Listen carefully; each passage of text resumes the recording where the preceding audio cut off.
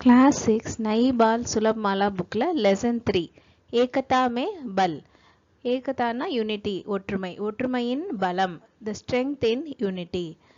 இந்த லெசன்ல நிறைய எறும்புகள்லாம் எப்படி வந்து ஒற்றுமையா இருந்து ஒரு பாம்பை வந்து ஃபேஸ் பண்ணுது அப்படிங்கிறது தான் இந்த லெசன்ல நம்ம பார்க்க போறோம். पाठ प्रवेश इंट्रोडक्शन. एकता में अपार शक्ति होती है. There is immense power in unity. ஒற்றுமையில ரொம்ப அதிகமான சக்தி இருக்கு. एक धागे को छोटा बच्चा भी तोड़ सकता है. ஒரு சின்ன ஒரு நூல் இலை, ஒரே ஒரு த்ரெட்டை வந்து சின்ன ஒரு பையனால கூட பிரேக் பண்ண முடியும். लेकिन उन्हीं धागों से बनी रस्सी को हाथी के द्वारा भी தோட்னா கட்டின் ஹை. ஆனா இதே நிறைய த்ரெட்ஸால ஆகப்பட்ட ஒரு ரோப் கயிறை வந்து எலிஃபென்ட்னால கூட பிரேக் பண்றது ரொம்ப கஷ்டம். ஏகதா से प्राप्त होने वाली सफलता का शानदार उदाहरण इस पाठ में मिलता है. We can see a fabulous example of how we can achieve success through unity in this lesson. इस पाठ का अनुसरण करके जीवन में सफलता पाने की कोशिश कीजिए. இந்த பாடத்தை நீங்க ஃபாலோ பண்ணி லைஃப்ல சக்சஸ் பண்ண ட்ரை பண்ணுங்க. किसी जंगल में एक विशाल विषैला नाग रहता था. ஒரு ஃபாரஸ்ட்ல ஒரு பெரிய பாய்சனஸ் ஸ்னேக் வந்து வாழ்ந்துட்டு இருந்தது. वह अपने आहार के लिए मेढक और पक्षियों के अंडों को खा जाता था. அந்த பாம்பு தன்னுடைய ஆகாரத்துக்காக தான் சாப்பிட்றதுக்காக தவளை அப்புறம் பேர்ட்ஸ் இருக்குல்ல அதோட எக்ஸ் எல்லாம் முட்டைகள் எல்லாம் இது சாப்பிட்டுட்டு இருந்துச்சு இந்த பாம்பு. इस प्रकार समय बीतने के साथ ही नाग का आकार भी बढ़ने लगा. ஸோ இது மாதிரி டைம் பாஸ் ஆக ஆக நாட்கள் ஆக ஆக அந்த நாகம் இருக்குல்ல ஸ்னேக் அதோட சைஸும் இன்க்ரீஸ் ஆயிட்டே இருந்தது. ஏன்னா சாப்பிட்டு சாப்பிட்டு சைஸ் இன்க்ரீஸ் ஆயிடுச்சு.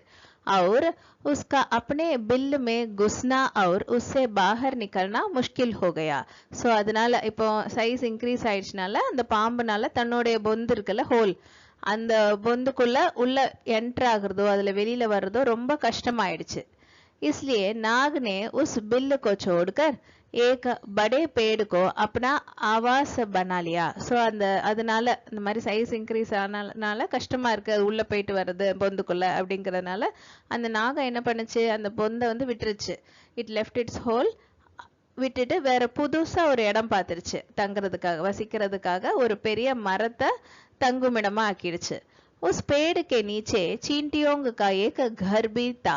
அந்த மரத்துக்கு கீழேயே எறும்புகள்லாம் வந்து ஒரு வீடு கட்டியிருந்தது. அதாவது எறும்பு புற்று இருக்கும்ல அதுவும் இருந்துச்சு கரெக்டா அந்த மரத்துக்கு கீழேயே.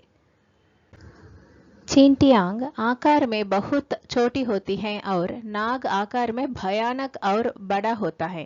எறும்புகள் சைஸ்ல ரொம்ப சின்னதா இருக்குது. ஆனா நாகம் எப்படி இருக்கு பாம்பு சைஸ்ல ரொம்ப பயங்கரமாவும் பெருசாவும் இருக்கு.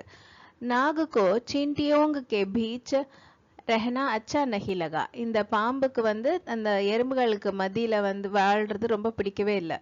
नाग ने अपने बड़े आकार का फायदा उठाकर चींटियों को धमकी देते हुए कहा.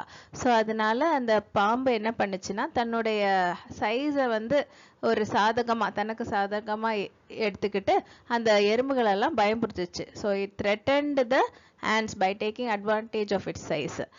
मैं नाग हूँ, मेरा आदेश है कि आप सबको इस पेड़ को छोड़कर कहीं और जाना ही पड़ेगा. நான் வந்து ஸ்னேக் என்னுடைய ஆர்டரை எல்லாரும் என்னோட ஆர்டர் என்னன்னா நீங்க எல்லாரும் இந்த மரத்தை விட்டுட்டு வேற எங்கேயாவது போக தான் வேணும் அப்படின்னு எல்லா எறும்புகளுக்கும் இந்த பாம்பு வந்து ஆர்டர் பண்ணுச்சு. மகர் चींटियां बहुत होशियार होती हैं. ஆனா இந்த எறும்புகள் எல்லாமே ரொம்ப இன்டெலிஜென்ட். அது சின்னதா இருந்தாலுமே ரொம்ப इंटेलिजेंट இருந்தது. और उनमें हमेशा एकता का भाव होता है. அதுக்கப்புறம் அந்த எறும்புகளுக்கு நடுவுல there was always a sense of unity. ஒற்றுமை மனப்பான்மை எப்பவுமே இருந்துச்சு. नाग से अपनी रक्षा के लिए उन चींटियों ने मिलकर एक योजना बनाई. ஸோ அந்த பாம்பு கிட்ட இருந்து தன்னை எப்படியாவது தங்களை ப்ரொடெக்ட் பண்ணணும்ட்டு எறும்புகள் எல்லாம் சேர்ந்து ஒரு பிளான் பண்ணுச்சு. इस योजना के अनुसार एक दिन सारी चींटियां अपने घर में से निकलकर उस नाग के शरीर पर चढ़कर उसे काटने लगी. ஸோ அவங்க பண்ண பிளான்க்கு படி ஒரு நாள் எல்லா எறும்புகளும் தன்னுடைய வீடுல இருந்து புற்று இருக்குல்ல அது புற்றுல இருந்து வெளியில வந்து ஸ்னேக்கோட பாம்போட மேலே பாடியில் வந்து ஏறி அதை வந்து நல்லா கடிக்க ஆரம்பிச்சிருச்சு. நாக் நே चींटियों को हटाने की कोशिश की. அந்த பாம்பு எறும்புகளை வந்து தன் உடம்பு மேலே ஏறின எறும்புகளெல்லாம் அகற்ற ட்ரை பண்ணுச்சு.